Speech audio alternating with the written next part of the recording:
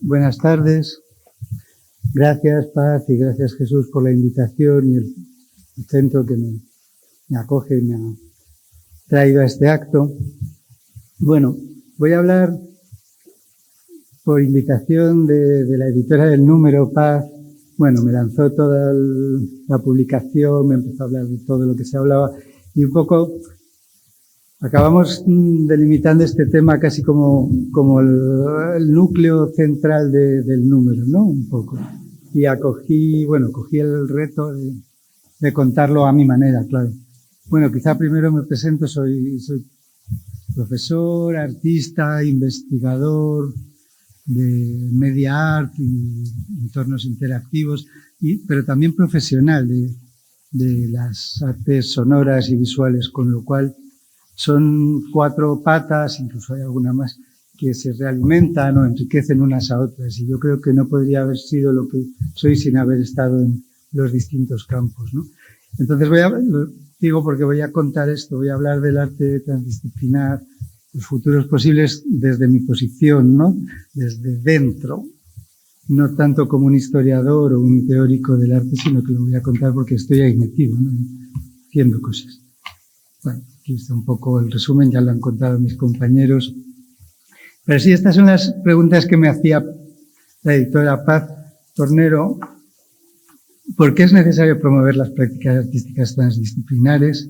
Fomentar estudios experimentales académicos que aviven el diálogo y la colaboración entre el arte y las disciplinas científicas. ¿Y qué diferencias emergen en la obtención de conocimiento e impacto social entre metodologías más convencionales y las experimentales y transdisciplinares? Son un poco las preguntas que mueven toda la charla. Para hablar de arte transdisciplinar tuve que hacer esta pequeña parada que parece un poco obvia, pero creo que es necesaria. Arte. Vale, parece que nos entendemos cuando hablamos de arte, pero realmente no es tan fácil. Y me gustó mucho esta expresión que encontré en The Motion Machine de Minsky, que es un libro, es el maestro de la inteligencia artificial, y está hablando de inteligencias artificiales y bueno, dice que la inteligencia es un término paraguas, una palabra paraguas. He intentado encontrar el equivalente en español y no existe realmente, no tenéis, puede ser un término genérico, sémico, pero paraguas es más bonito porque visualmente vemos muy bien que sobre la misma forma caben distintas cosas que están relacionadas pero son distintas, ¿no?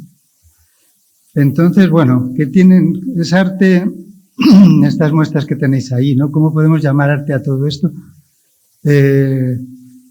Cuando ha tenido realmente distinto sentido en distintas épocas de la humanidad o en distintos contextos sociales y culturales, o incluso, pues esto que aparece es el típico bodegón como de escuela de Bellas Artes, Lola Flores y un torero que están en el Ministerio de Cultura, ¿no? Entonces, eso es arte, ¿no? No es que una cosa sea más arte que otra, sino que en cada contexto son arte y son válidos en ese contexto.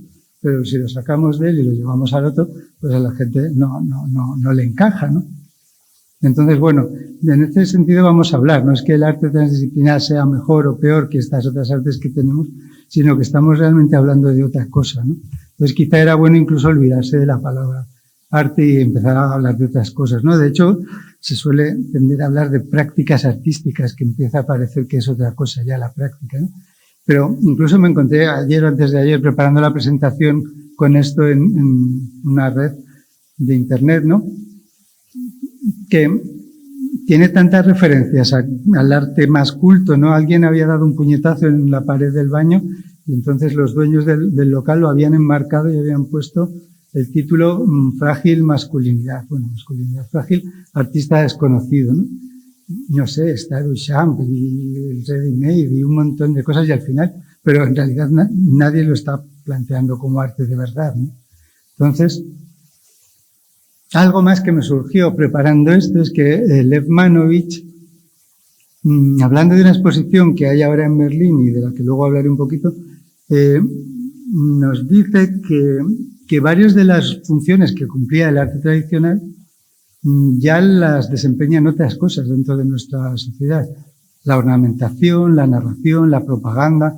Es decir, antes el arte se utilizaba para adornar las casas, los palacios, las ciudades, se utilizaba para contar y adoctrinar a la población. Y bueno, ahora todo eso lo ha ido ocupando el diseño en muchos niveles, tenemos muchos diseños también, y el pop, la cultura pop, ha ido ocupando toda la parte de entretenimiento y de pasar el tiempo y esas narraciones, ¿no? Es decir, que poco a poco lo que nos ha quedado al final del siglo XX, casi desde el principio, es simplemente ese objeto que podemos vender y que la gente con dinero utiliza como algo especial para especular, básicamente, ¿no? Porque es algo que es único y entonces, bueno, se somete a las leyes del capitalismo, de la falta de competencia, y se convierte en algo que tenía otra imagen que creo que quité, como los coleccionistas que compran obra muchas veces guardan todo directamente en un almacén. Todo esto lo cuento en primera persona, porque yo estaba en ese tipo de arte y empecé a ver que me pasaba eso, que unas cuadros que yo había estado durante meses y meses trabajando, cuando se vendían, no iban a la casa de alguien porque le gustaba e iba a tenerlos en la pared, sino que los metía directamente en un almacén para 20 años después intentar vender esos o los de otro más afortunado, que se hiciera más famoso. Entonces empecé a cuestionarme seriamente si ese era un sitio donde yo quería estar, ¿no? Bueno, Lev Manovich acababa este análisis diciendo que no deberíamos comparar a Rafael el pintor, con el contenido de la última feria de Art Basel o, bueno, cualquier exposición en el ZKM, etcétera, sino más bien comparar a estos maestros renacentistas con las series coreanas y el K-pop, ¿vale? Y bueno, quizá el sesgo coreano a mí se me escapa un poco, pero es cierto, el entretenimiento nos lo está dando Netflix y las otras millones de cadenas que hay de streaming de contenidos audiovisuales. La propaganda ya la tenemos en la tele y en los otros medios de información. El adoctrinamiento también, ¿no? Es decir, bueno, el diseño nos lo da los grandes almacenes, no voy a decir más nombres, estoy liando, pero es decir, que ya no, ¿quién decora su casa con arte, ¿no? En fin. Hay otra referencia, un poco ya acabando de desmontar todo esto del arte, que me hace mucha gracia en una de las últimas novelas de Tom Wolfe, conocéis, de Quinto el Bauhaus feroz, y La palabra pintada, libros sobre unos momentos del arte muy interesantes, ¿no? Muy crítico, muy cínico. Y esta es una novela, es narrativa, pero acaba hablando de la feria de Miami, la Miami Art Fair, para hacer una crítica brutal a lo que él llama el no hands art, que viene a ser un poco, bueno, pues las piezas de Jeff Koons, los artistas que no tocan la obra, simplemente hacen un diseño, lo envían, sus asistentes lo envían, ni siquiera lo envían ellos, y en un lugar del mundo aparecen unos objetos carísimos que van directamente ahí. Aparece pues los oligarcas rusos compitiendo con todos en pantalones cortos y zapatillas deportivas, compitiendo por a ver quién es el que se lleva las obras más caras del último artista de moda, ¿no? Y no podía dejar de enfrentar esto a esta obra ya clásica de arte y videojuegos que se llama Jeff Koons Must Die, en el que podemos entrar en un museo lleno de obras de Jeff Koons y está el mismo Jeff Koons, esta figura, y disparar y destruir en un FPS, en un shooter. ¿Qué es arte? Bueno, esta es la diapositiva que os decía, ¿no? Ahí es donde acaba la mayoría del arte contemporáneo, en estos almacenes. Entonces, bueno, creo que hay un momento a partir de los años quizá 80, hay, claro, antecedentes, en que empieza a aparecer esto que se llamará Media Art, luego se llamará New Media Art, acabamos llamándolo de nuevo arte Media Art, ahora veis más nombres, ¿no? Y de alguna manera se plantea un poco como un escape a todo esto. yo de alguna manera también me reconecto, ¿no?, con el mundo de este otro tipo de arte, más en minúscula, en el que veo que hay mucho más interés por esto, ¿no?, por encontrarse, por compartir, por aprender juntos. Bueno, hay gente que al final lo utiliza para intentar subir hacia arriba y hacerse famoso y tal, pero hay muchísima más gente que disfruta participando. Entonces, quizá la tecnología ha abierto este nuevo espacio y al mismo tiempo, en nuestro país por lo menos, encuentra muchos lugares, por ejemplo, como este, lugares que se ocupan y que se abren a la participación y están muy preocupados en llevar a la población, ¿no?, las actividades artísticas, sea con mayúscula o minúscula, ¿no? Entonces, bueno, dentro de Media Arte estoy englobando todo lo que se ha llamado, por un lado, arte electrónico, arte digital, arte de los nuevos medios, tecnológico, interactivo. Pero fijaros la cantidad de términos que se suelen asociar al Media Art. Algunos son mucho mayores que otros han sido más nicho, algunos han pasado, ¿no? Por ejemplo, el Xerox Art o el arte de fotocopiadora o el Fax Art, ya no hay fotocopiadoras de verdad que sean analógicas, ahora son una especie de impresora con un escáner, ¿no?, es digital. Entonces ya no podemos hacer más arte con fotocopia, ¿no? Bueno, un montón de palabras. Tenemos por algún lado hay una lista de casi 50 términos hablando de estas cosas, ¿no? Son prácticas muy diversas, con temas como la telepresencia, el cuerpo aumentado. Bueno, antes en las charlas anteriores se han mencionado muchos de estos temas, ¿no?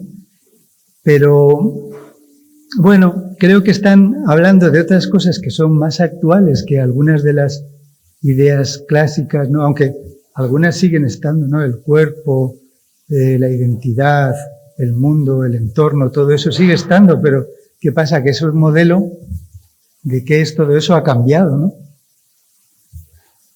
Bueno, voy a hacer un repaso muy rápido porque estoy aburrido. Nunca hago presentaciones con texto, odio los PowerPoint. Estuve en un taller muy bonito que se llamaba PowerPointers Anonymous, en que acabábamos defendiendo la idea de que un PowerPoint es como un pescado muerto, ¿no?, que empieza a oler mal una vez lo has cerrado. Y entonces me gusta más simplemente sacar imágenes y comentar ideas, ¿no? Pero bueno, pensar desde que se empieza a jugar con los medios y el arte abandona, bueno, se lanza a investigar con lo que está pasando en la nueva sociedad y en la nueva cultura, ¿no? Todos los collages de Dada, el futurismo, que bueno, ya volveré un poquito, con su interés y apreciación por las máquinas, por el nuevo entorno industrial que empezaba a dominar la civilización occidental. Como algunos artistas como Rosenberg aquí reaccionan haciendo estas amalgamas de medios que me sorprendieron mucho, son un poco el inicio de mi tesis doctoral sobre, bueno, esto, el objeto que integra distintos medios de representación. El maquinismo que hay, el arte cinético también en los 70s como Tingley. O, bueno, el inicio del videoarte se suele decir, pero también, fijaros, aquí hay una parte muy interesante del trabajo con la electrónica como objeto, como presencia, no solo como contenido, ¿no? Esto es todo menos arte inmaterial. No hay nada más material que una pobre televisión de los años 50 que empieza a no funcionar y que no podemos reparar, ¿no? También lo performativo que estaba en las piezas para, bueno, el violonchelo, esta mujer de Fluxus, que siempre olvido, perdonad. Y Laurie Anderson también es violinista y fabrica un violín especial, por ejemplo, en el que incorpora una cabeza lectora de magnetofón y en el arco tiene varios arcos con cinta magnetofónica grabada. Entonces puede proceder a utilizar su instrumento favorito, pero aumentado con la tecnología, ¿no? Haciendo una especie de scratch de cinta, ¿no?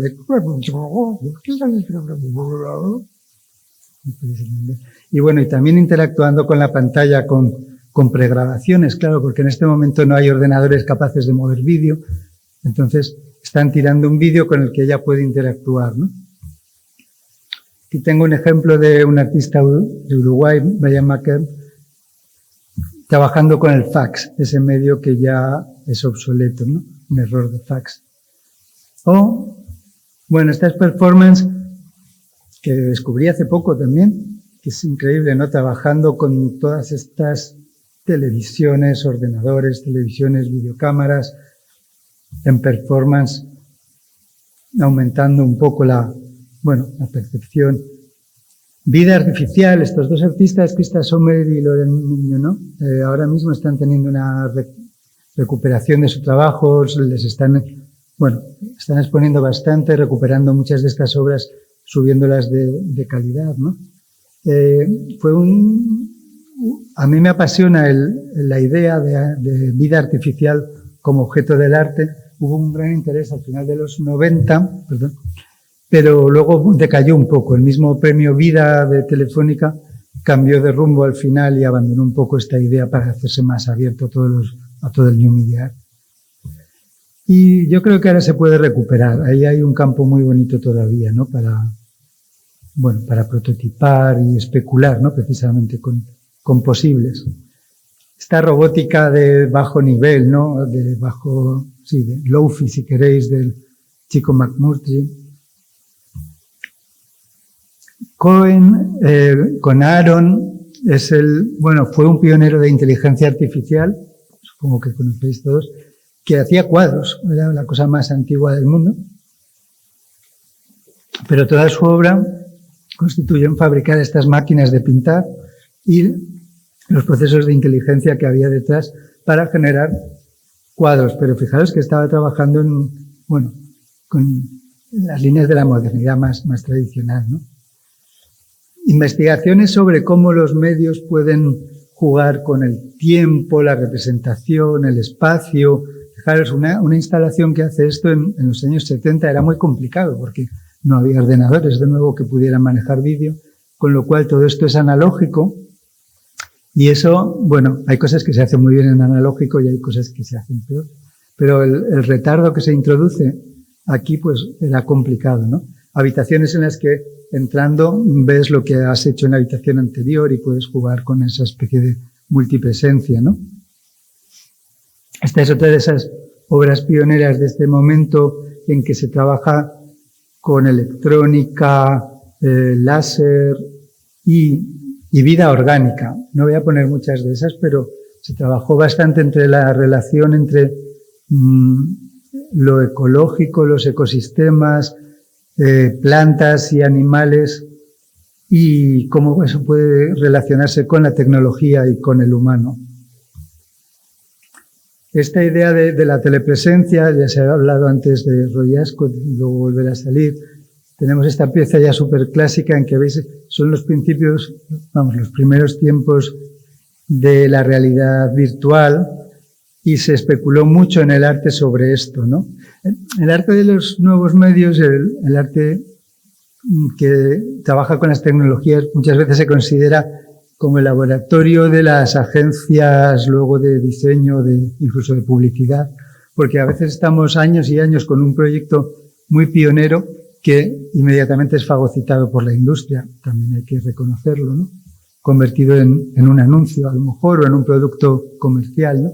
Por ejemplo, este es un artista que estuvo trabajando con la tecnología que nos transforma como cyborg, como hombre aumentado, y veis un poco cómo va reduciéndose, ¿no? El imaginario inicial de los 80s de alguien lleno de cables, baterías, mochilas y tal, poco a poco se va reduciendo y ya veis, esta imagen de abajo en medio es el Google Glass, una de los que ya empiezan a ser como normales gafas de realidad virtual, aumentada o lo que sea, ¿no? Y bueno, luego viene algo más sobre el cuerpo, luego con estos, tenéis estos dos de los 90 también, que es Marcel Antúnez Roca, con este cuerpo aumentado y con el que podemos intervenir, podemos manipularle desde lejos, ¿no? Y Estela lo mismo, ¿no? Con el cuerpo aumentado. Pero siempre me suelo parar ante estos ejemplos de, este es el imaginario, lo que podíamos imaginar cuando intentábamos imaginar lo que iba a ser un cyborg. un hombre aumentado con la tecnología.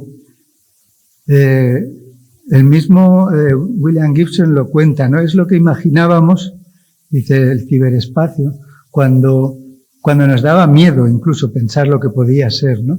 Y esto es un poco esta cosa mítica, ¿no? Que hay aquí, ¿no? Relacionada con los mitos griegos incluso, ¿no? Sin embargo, al final todo esto, no tengo aquí mi móvil, pero cualquiera de vosotros con el móvil en el bolsillo sois cyborgs mucho más avanzados que lo que tenemos aquí delante, ¿no? Hemos llegado a serlo de una forma casi transparente y casi sin darnos cuenta de ello, que es mucho más brutal al mismo tiempo, ¿no? Porque ir lleno de cables tiene un aspecto performativo y estético, pero ahora mismo aquí no podían imaginar que esto estaba conectado a una red de satélites que te geolocalizaban y a un internet que llegaba a todas partes, que te estaba conectando toda tu información, todos los datos que se producen ahí. No, era una cosa local, individual, ¿no? Donde estamos es mucho más brutal, porque nos convierte, se ha hablado antes, nos convierte en agentes de un megasistema, ¿no? Ya no somos individuos aislados, nunca lo hemos sido. El ser humano en soledad es imposible. Tenemos los mitos de Robinson, ¿no? Y el buen salvaje de Rousseau. Cuando alguien se escapaba a una isla del Pacífico, iba a la Armada y lo llevaba a la cárcel inmediatamente. Vivimos en sociedad y al final lo que estamos es como cuajando un modelo mucho más eficiente de colmena, de superhormiguero. Somos agentes de un metasistema, ¿no? Bueno, arte y videojuegos, otra de mis intervenciones en el espacio del juego, o bioarte, traigo este típico de Eduardo Kac. Se suele hablar del bioarte dentro de los nuevos medios, aunque no es un medio en sí, no un medio, pero bueno, la tecnología los ha juntado, ¿no? En este mundo. Todo el arte sobre Internet, Jodi.org, los pioneros quizá, o este machacador de páginas de esos finales de siglo, ¿no? Y bueno, el glitch, algo más contemporáneo ya del siglo XXI. Rosa Menkman es quizá la artista y pensadora más importante en este campo. Las instalaciones y performances de Yogi Queda con datos son muy interesantes porque van a uno de los puntos más destacados de lo digital, que es la posibilidad de transcodificación de los datos. Una vez algo es numérico, se puede materializar en cualquier campo, ¿no? En cualquier materia, y profundizar en esa cualidad es una de las cosas más interesantes del trabajo del arte digital, ¿no?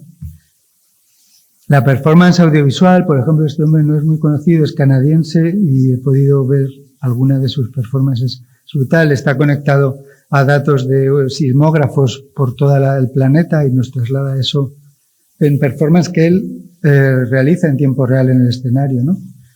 Tanto en música, sonido, como en imagen generada en tiempo real.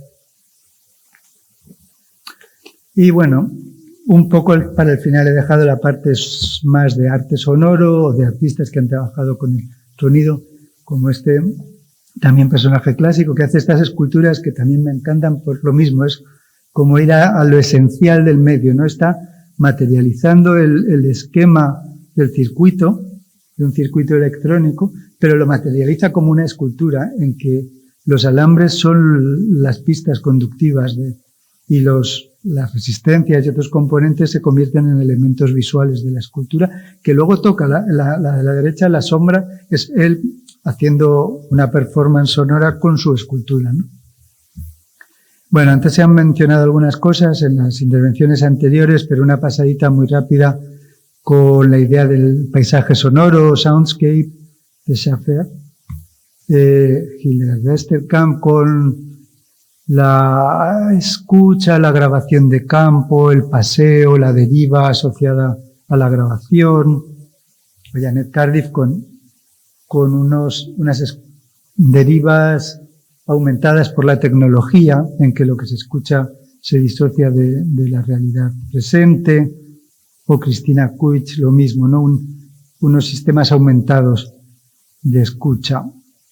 o intervenciones en el espacio público como las de Bill Fontana. Veis, difícil de contar, pero ahí veis las grandes bocinas que proyectan el sonido, por ejemplo, en esa plaza, ¿no? Como al pasar por esa plaza escuchas cosas que no deberían estar ahí y eso se convierte en algo que te hace cuestionarte dónde estás y qué está pasando, ¿no? Incluso el sonido movido por la mente, ¿no? Esta pieza performativa de Lisa Park, bueno, pues sus ondas cerebrales están haciendo que se muevan unos resonadores que mueven el líquido y podemos ver las ondas que ella está produciendo con su actividad, ¿no? Que es justo no actividad, ¿no? Bueno, quizá para el final siempre dejo un poco estos dos, son Rafael Lozano Hemmer, son los artistas más potentes de todo esto, o estas piezas de Refika Nadol son muy bonitas, pero para mí se empiezan a alejar precisamente hacia eso que criticaba a Tom Wolfe como el no hands art, ¿no? Empiezan a ser cosas tan gordas en las que veo al artista muy separado de lo que está haciendo, ¿no? Es una especie de gran proyecto que realiza un estudio, ¿no? Pero estas incluso de Janine Le Mercier, que también son muy bonitas, ¿no? Bueno, me pasa un poco eso, yo estoy ahí dentro y me gusta estar haciendo las cosas, entonces entiendo menos a los artistas, entiendo porque si les va bien y disponen y hacen lo que quieren hacer, pues bien, genial, pero me identifico menos con esta actitud, ¿no? Y bueno, acabando casi, recogiendo que están en esta revista, Critical Art Ensemble, con estas performances, con el bioarte, con muy activismo social, y ellos cuentan en el texto que podéis leer, ¿no?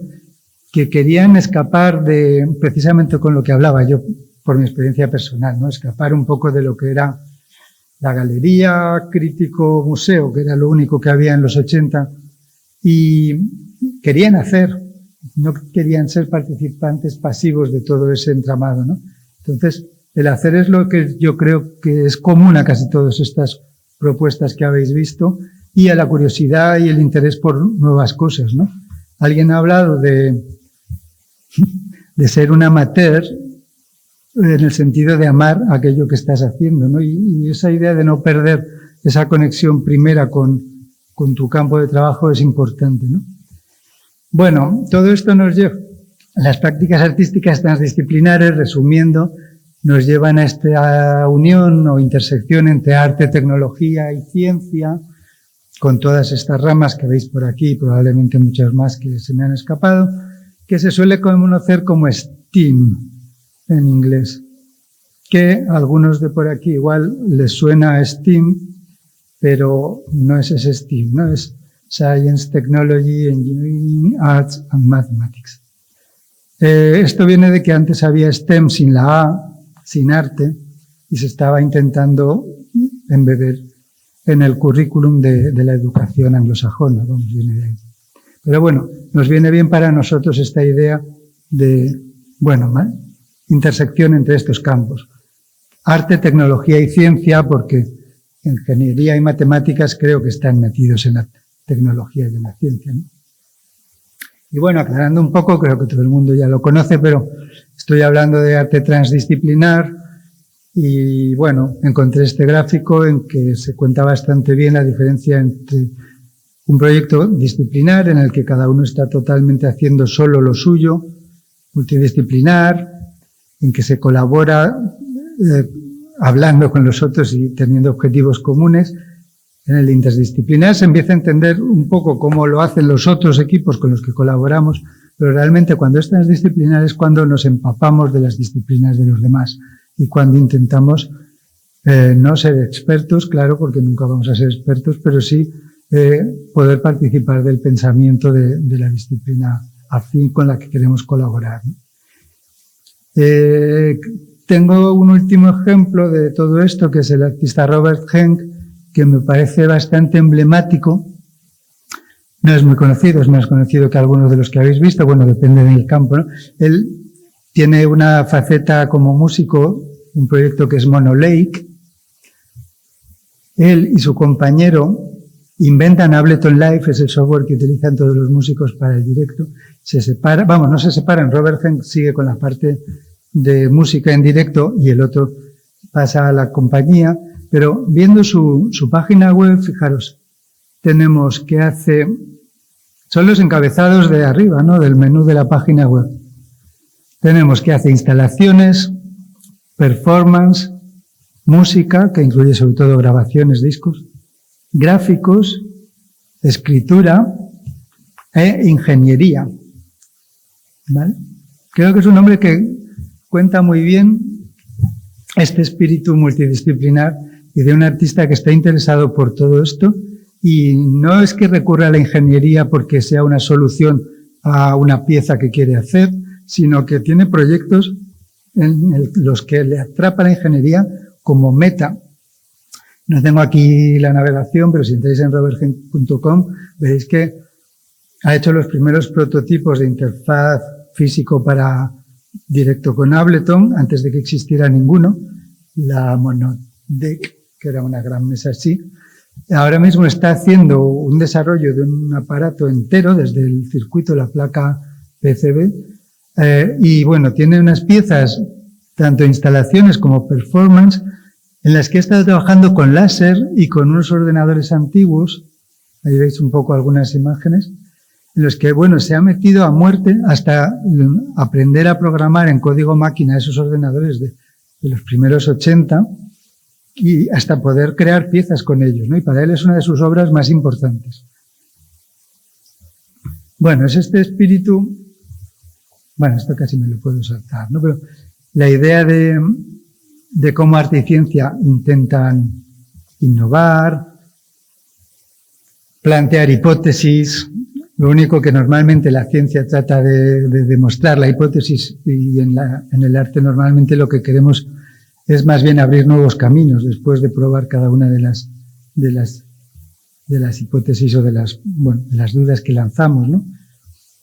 La ciencia intenta hacer un uso normativo de las nuevas tecnologías y en cambio el arte intenta salirse de ahí casi siempre, ¿no? Lo contaba muy bien Arnold Flusser en su concepto del programa en la imagen mecánica, ¿no? Cómo intentamos salirnos de lo que está establecido por el ingeniero que diseña un artilugio, ¿no? Bueno, cómo todo esto nos va a llevar a plantear otro tipo de creación, ¿no? Más como, bueno, abandonando el objeto o haciendo el objeto parte de otro pensamiento, que es el arte más como dispositivo, como intervención, como relación, situaciones, inmersión, todas estas cosas que nos lleva a la palabra cada vez más clave para mí, que es la idea de experiencia. Que, de hecho, resulta que es una de las citas más citadas de Roy Ascott, que lo tenéis en esta revista. Dice, dejad de pensar en las obras de arte como objetos y pensad mejor en ellos como disparadores de experiencias. Luego veréis que al final hasta se ha reformulado esta pregunta el propio Roy. Bueno, todo esto viene, además de que haya aparecido estas tecnologías en los 80, pues yo qué sé, los ordenadores, MIDI, 3D, cosas que no existían, ¿no? Pero es que además ha aparecido una serie de innovaciones en el campo de la ciencia que poco a poco han ido transformando completamente el modelo que tenemos del hombre, del mundo, del universo, y que yo se lo pregunto a veces a mis alumnos y me confirman que no. Ellos siguen estudiando esto, ¿no? Que eso es lo que yo estudié en el colegio, en el instituto, no sé, velocidad igual a la masa por aceleración, ¿no? Básicamente todo es ecuaciones lineales, relaciones directas entre una cosa y otra, ¿no? Pero es que mientras tanto han aparecido cosas como los fractales, que fueron el inicio de encontrar una matemática, fórmulas matemáticas que podían describir fenómenos muy complejos de la naturaleza, que hasta ese momento parecían ruido o azar. Empezaron a encontrar que casi todo en la naturaleza tenía un sustrato que se podía contar con las matemáticas.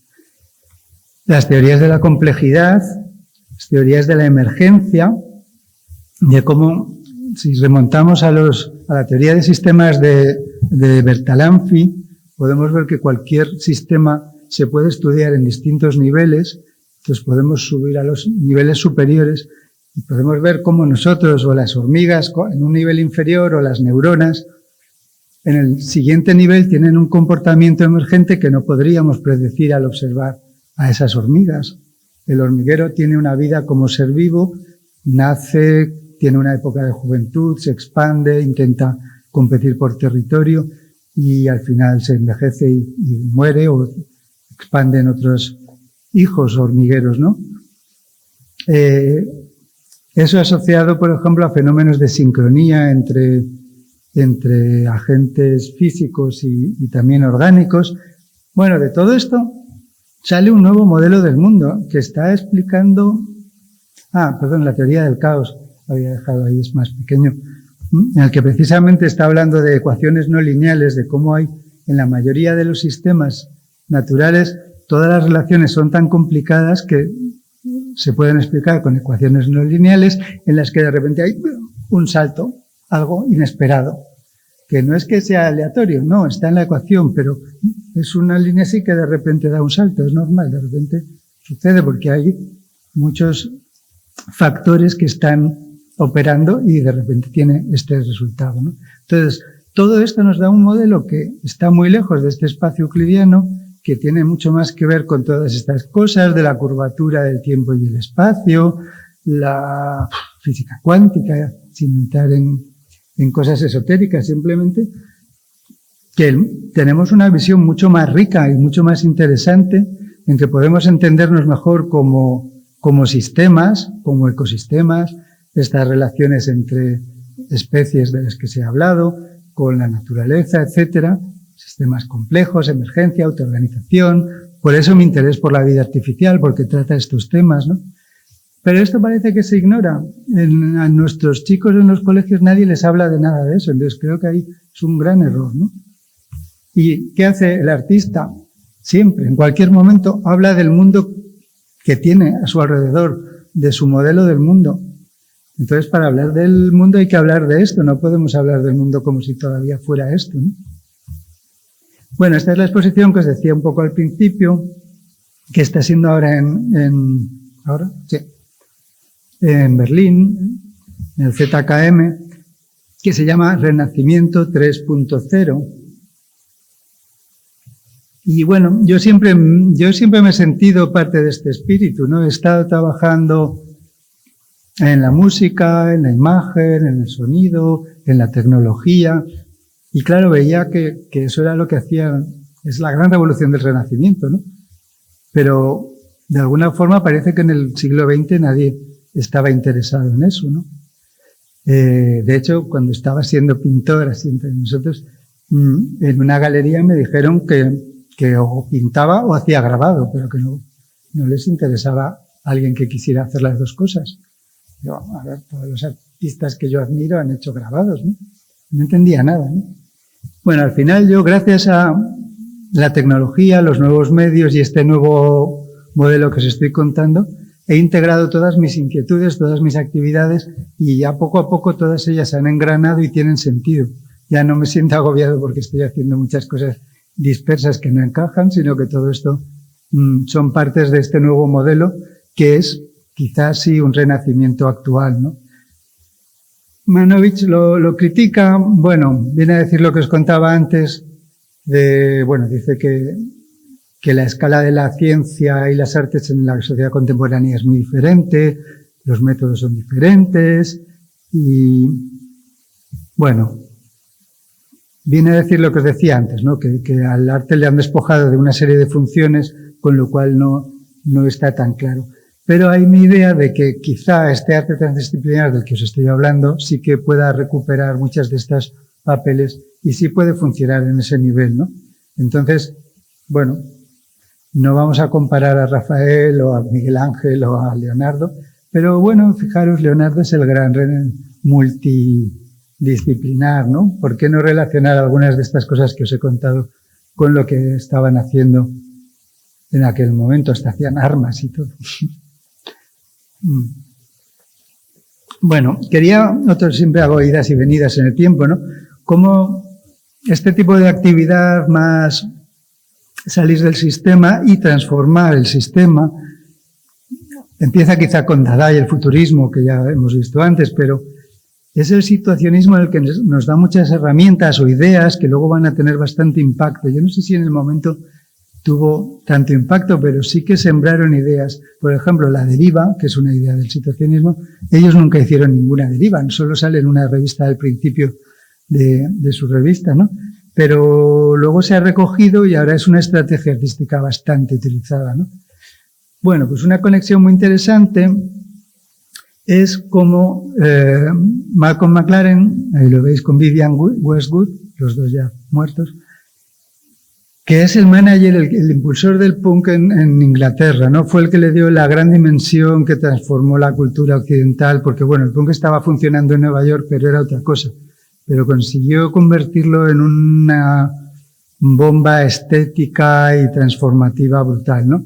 Y al final era un poco eso, es transformémosla desde dentro a la sociedad, ¿no? Transformémosla jugando con sus contradicciones, sus puntos críticos. Bueno, el movimiento Maker, que vendrá luego ya hace poco y bueno, de esto hablaba antes hablan Critical Art Ensemble en la revista, ¿no? Es cómo la ilustración, después del Renacimiento, conduce más bien a esta hiperespecialización, a estas burbujas aisladas, ¿no? Cada vez el especialista cada vez es más especialista de lo suyo y sabe menos de todo lo demás, y entonces tampoco sabe hablar con los demás. Entonces es muy difícil este pensamiento transdisciplinar, ¿no?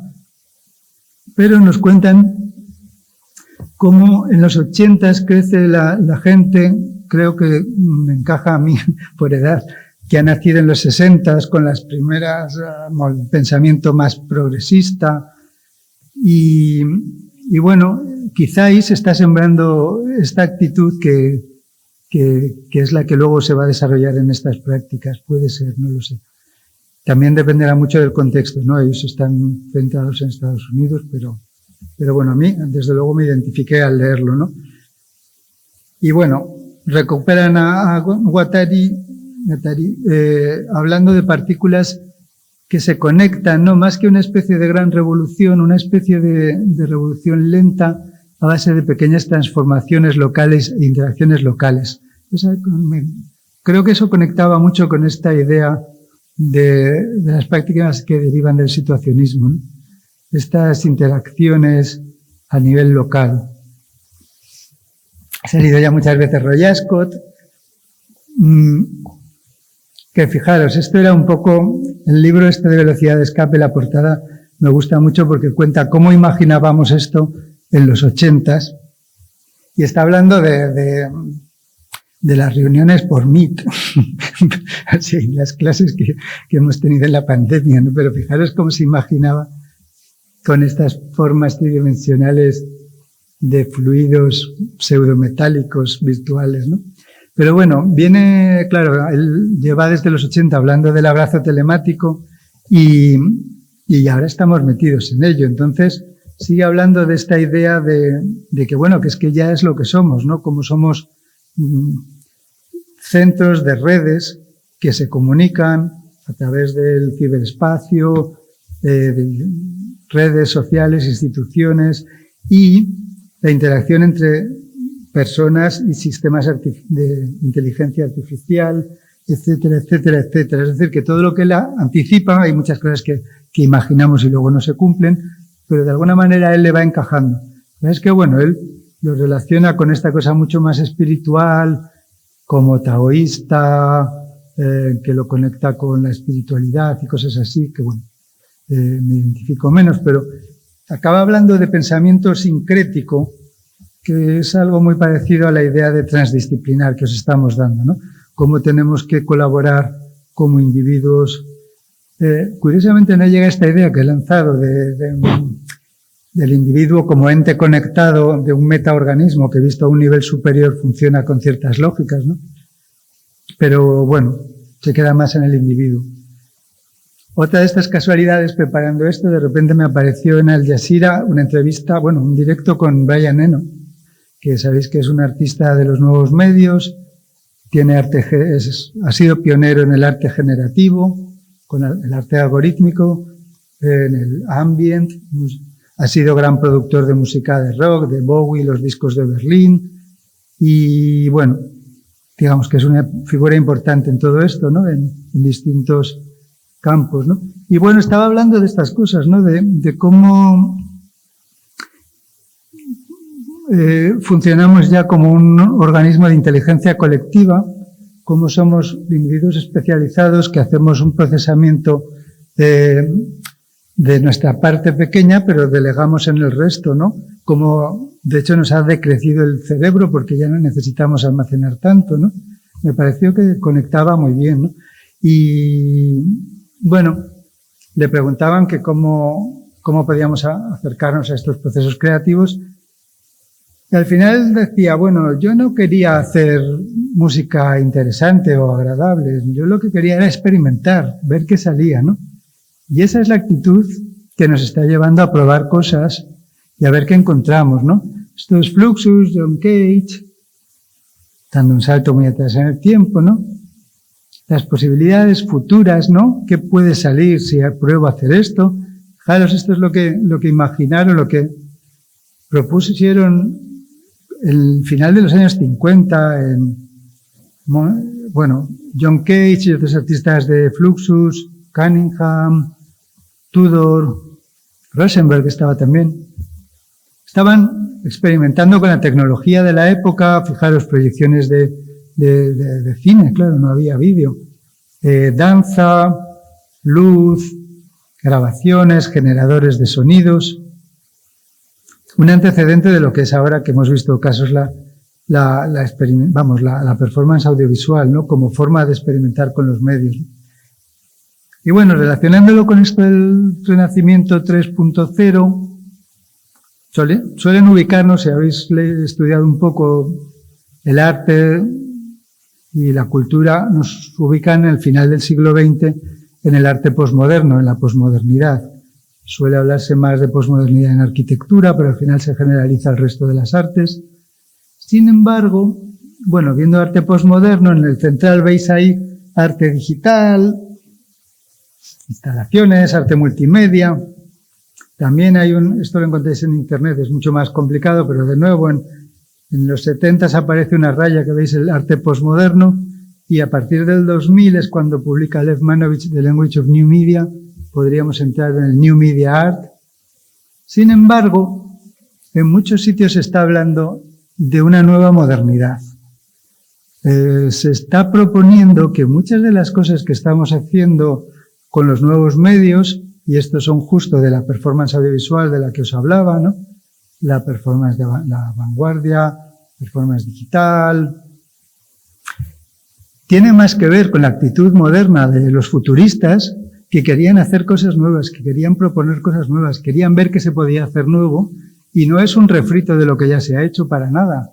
Entonces, quizás la tecnología, porque yo creo que lo que ellos imaginaban, los futuristas estaban interesados en cómo sonaban los trenes, los aviones, las sirenas de las fábricas, por las ciudades. Pero claro, podían hacer esas cajas con una bocina mecánica porque no había electrónica para hacer nada más. En cambio, ahora tenemos toda la tecnología de sonido, sintetizadores, samplers, entornos digitales de trabajo, y podemos materializar todas esas ideas que ellos imaginaban sobre los sonidos, los nuevos sonidos de la cultura contemporánea, ¿no? Entonces, de alguna manera, todas estas tecnologías nos han embarcado en algo que conecta más con esa actitud de búsqueda de cosas nuevas, que es la modernidad. Entonces, bueno, creo que si asociamos Renacimiento 3.0 y nueva modernidad, estamos acercándonos un poco a dónde nos pueden llevar estas prácticas transdisciplinares. Y bueno, ya conectando con el final, la otra parte de la intervención, futuros posibles. Bueno, precisamente, a ver, yo cuando era pequeño teníamos futuros que podíamos imaginar, podíamos soñar. Había ciencia ficción, había el coche del futuro, que nunca ha llegado a existir. No se sabe por qué, este coche con una burbuja de carbón, no sé, de policarbonato o algo así, de cristal. O en los 70, bueno, tenemos aquí el afrofuturismo de Sam Raab, y Perry, Lee Scratch Perry. Bueno, hay un montón de imaginario en la cultura popular sobre el futuro, y para nosotros ya el culmen era 2001. 2001, la película de Kubrick, ¿no? Porque realmente, honestamente, cuando yo era pequeño pensaba que cuando llegara 2001 íbamos a vivir así. Lo vi en el cine y me lo creí. Entonces hemos trabajado con este futuro, y ese futuro, bueno, estos futuros, ¿no? Es las habitaciones así. En los 80 intentamos lanzarnos a ello.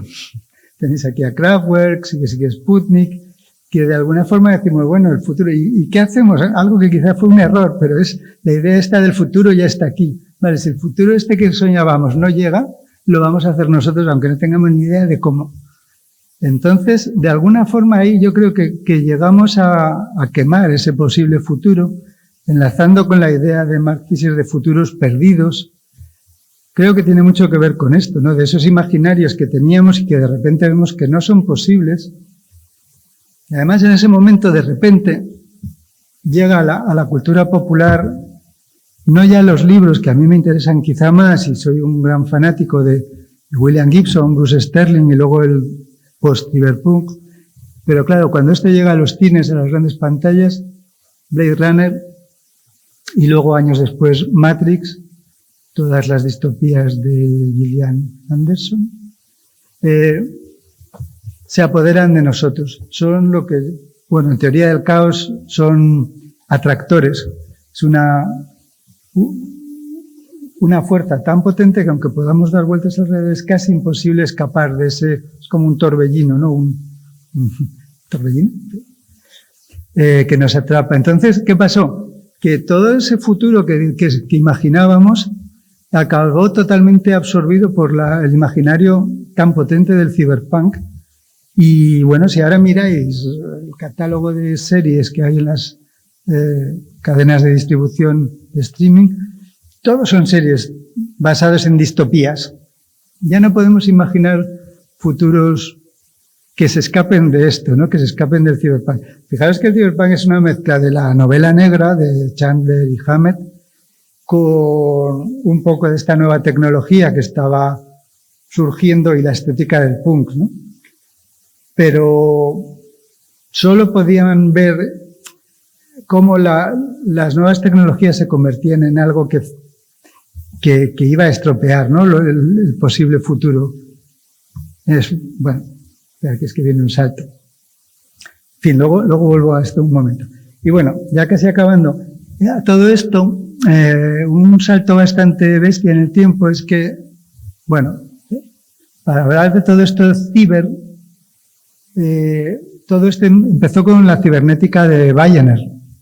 Tenéis, y Wegener realmente hablaba de una cosa muy tecnológica que son los circuitos de realimentación que se autoanalizan, que se autocorrigen, como el termostato de la calefacción. Vamos, una cosa muy, muy sencilla. O sobre todo, misiles que autocorrigen su rumbo para llegar al objetivo, que era lo que realmente movía la industria de todo esto, ¿no? Pero de ahí se crea unas corrientes brutales, que es toda la subjetividad cibernética. La palabra cibernética se convierte en una especie de santo grial, ¿no? Se habla de cibernética de segundo orden, que es cuando eso se ve, hay un feedback sobre el feedback, y eso ya se asocia a todas las teorías como hippies y de los años 70, ¿no? Es brutal. Pero bueno, de ahí precisamente va a salir Roy Ascott. Y todo viene que en este contexto me encontré haciendo un libro sobre estas cosas con este artista que estaba en Cybernetic Serendipity, esta gran exposición, la primera gran exposición de arte hecho con ordenador, con estas piezas. Esas son piezas fabricadas mediante ordenador que le iba dando los cortes circulares que él luego cortaba y montaba en una escultura. Es decir, es una escultura fabricada desde un código, generativa en ese sentido, ¿no? Pero, bueno, ya se sale un poco de esta historia, pero empecé a ver algo fascinante porque me estaba hablando en este largo texto que está en Internet de los 6 estados de la cibernética, hablando de esculturas cibernéticas, ¿no? Entonces, claro, esto está muy bien, pero es que estábamos trabajando con estas esculturas, ¿no? Entonces, digo, ¿de qué me está hablando? Sí. Quiero decir, no había ordenadores, los ordenadores no tenían pantalla, no tenían teclado, tenías que meter el programa en tarjetas capturadas. ¿Cómo puede haber una escultura interactiva que hace sonidos y luces cuando bailas alrededor, como es el caso? Entonces, claro, resulta, hay más por aquí, y a la derecha, que todas estas cosas que vendían como arte de ordenador, era arte de ordenador, pero eran ordenadores analógicos, que tenéis ahí arriba a la derecha, que tienen más que ver con un sintetizador modular, son voltajes que se automodulan, que no con un ordenador digital de los que pensamos cuando pensamos en un ordenador, ¿no? Entonces, que estaban, por supuesto, todo esto se utilizaba para calcular las trayectorias de los proyectiles cuando disparábamos un misil, de nuevo. Y para eso son muy buenos los voltajes, porque un voltaje es la gravedad, el otro es el viento, el otro no sé qué, y en tiempo real puedes ver cuál va a ser la trayectoria de la bala, y puedes mover un poquito uno de las ruedecitas y ajustar, y es mucho más rápido incluso que un ordenador. De hecho, ahora leía en Wired, se está trabajando, algunas empresas están intentando fabricar ordenadores analógicos en un chip, de forma que puedan formar parte de un ordenador normal, haciendo algunas de las cosas que un ordenador digital es más malo en. Es decir, que, bueno, pero todo viene a cuento de que me pareció fascinante este redescubrimiento de lo que fue este arte cibernético, en el que, claro, yo pensaba que todo estaba creado con ordenador, pero sí se podía sacar eso por impresora, lo que veis a la derecha, y luego fabricar esa cosa en piedra o resina, pero podías hacer imágenes ploteadas dibujadas con una pluma que iba moviéndose sobre papel, había plotters ya, pero no podías hacer piezas interactivas. Entonces las piezas interactivas eran más cosas reactivas, analógicas, bueno, muy interesantes, ¿no? Pero bueno, es uno de mis descubrimientos. Pero volviendo al texto, tiene 6 estados de la cibernética y me fascinó porque es un texto muy desconocido, pero que es totalmente visionario, porque estamos ahí, nosotros ahora. En el primer estado, el ordenador solo calcula cosas sencillas, ¿no? Es como una calculadora, hace cálculos, que sería un poco pesado hacer a mano. En el segundo ya es un componente indispensable, porque ya hace tantas cosas que sería muy complicado para un humano, quizá no pudiéramos hacerlas. En el tercero ya no solo empieza a hacer, sino que empieza a decidir cursos alternativos, pero que están siempre definidos por las acciones definidas por el programador, ¿no? En el paso cuarto, el ordenador aparentemente procede ya solo, sin nuestra intervención, con decisiones que el escultor, habla de escultura siempre, no puede anticipar. En el paso quinto, aunque no vivo en el sentido orgánico, podría estarlo, incluso si solamente lo juzgáramos por sus capacidades y actuaciones. Es decir, que el escultor ya solamente puede, ni siquiera es necesario en la colaboración sinérgica, porque el ordenador ya es capaz de hacer sus funciones humanas y de máquina, haciendo ambas de un modo superior. Y en el último estado, el 6, bueno, ya ni siquiera podemos tirar del enchufe y desconectarlo, ¿no? Es un poco la distopía de los ordenadores que acaban apoderándose del mundo, ¿no? La máquina quizá haya conseguido algún tipo de modo de existencia, conciencia o algo así, ¿no? Una energía sin cuerpo, espíritu, bueno, la aparición de la conciencia en la máquina, ¿no? Pero me hizo gracia porque, si lo pensáis, estamos prácticamente en el quinto ahora mismo. Es decir, que bueno, si ha ido acertando en todo esto, algo que era, claro, esto era totalmente ciencia ficción. Pensad que estaban en el 1 y a duras penas, haciendo circulitos en una página con un bolígrafo, ¿no? Y en no tanto tiempo estamos llegando al último estado, porque, bueno, ya sabéis que trabajando con inteligencia artificial ahora podemos crear textos, imágenes, animaciones, cualquier tipo de contenido, música. Y bueno, aquí es donde os decía que Roy Ascott se revisa a sí mismo y dice, bueno, si ponéis mi frase "Stop thinking about artworks", bueno, si dejad de pensar en las obras de arte como objetos, sino disparadores de experiencia, en Google salen 264.000 resultados, muy contento, ¿no? Y sale Brian Eno citando. Pero dice, bueno, es mejor que empecemos, seguid pensando en las obras de arte como disparadores, pero también empezar a pensar en ellas como objetos que piensan, llegando a este último estado de la cibernética. Ya os digo que Royascott habla ahí de la cibernética de segundo orden, o sea que está totalmente metido en este espíritu, ¿no? Y justo esta es una nueva exposición que salía, que conecta estos dos campos. Me gusta mucho enlazar lo que está pasando, ¿no? Me salió también el otro día, digo, mutaciones de la cibernética a la inteligencia artificial. O sea, de alguna manera estamos cerrando un ciclo que se abrió en los años 50, incluso antes con Wegener, ¿no? Y que, bueno, los últimos avances en inteligencia artificial nos ponen ahí. Ya os digo que todo esto, al final, es un campo de reflexión y de actuación para el artista, ¿no?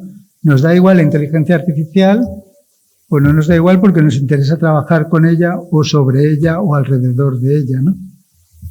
Bueno, estos son dos atractores de Lorentz, lo que intentaba contar antes, ¿no? Eso de que la mariposa aletea aquí y sucede un tifón en el otro Pacífico, parece que no es cierto, porque es muy difícil que el tifón se salga de su propio atractor. Es casi imposible, pero bueno, para eso está lo no lineal, para que haya esos pequeños saltos ocasionales, ¿no? Entonces, bueno, quería terminar un poco con esta idea de cómo las prácticas artísticas transdisciplinares nos llevan a este terreno de futuros posibles, porque podemos trabajar con imaginarios, y esos imaginarios, como habéis visto en el cyberpunk, pueden tornarse en atractores ineludibles, pueden convertirse en algo hacia lo que vayamos, porque ya lo hemos imaginado y visto, ¿no? Lo hemos experimentado. Entonces esa idea de que, bueno, esto hay que hacerlo, pero no hay que hacerlo con revoluciones radicales que de repente transformen. No, hay que hacerlo en las acciones, en el presente, porque con las cosas que hacemos en cada momento, en cada acto creativo, en la vida como acto de creación, en esas interacciones, en esas performances, en esos encuentros, esa forma de vivir el arte como algo, bueno, no mercantil, sino algo vivencial, pues podemos tener este papel de imaginar y de construir, porque si no se imagina, al final lo único que tendríamos sería pensarlo. Las tertulias de la televisión y los programas estos espantosos que hay hoy en día en las cadenas de televisión abiertas, ¿no? Eso sería la cultura en la que podríamos participar. Entonces tenemos, ¿no? Podemos y queremos hacer esto otro, que es abrir caminos, imaginar, ¿no?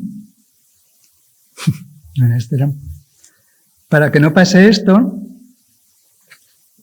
que se nos acaban los imaginarios de futuro. Bueno, pues esta idea de que yo estoy más metido en el cyberpunk porque ha sido mi mundo, vengo de un mundo muy oscuro, de música oscura, etcétera, pero ahora mismo hay muchas tendencias como el solarpunk que están intentando imaginar otro tipo de utopías que no sean distópicas, ¿no?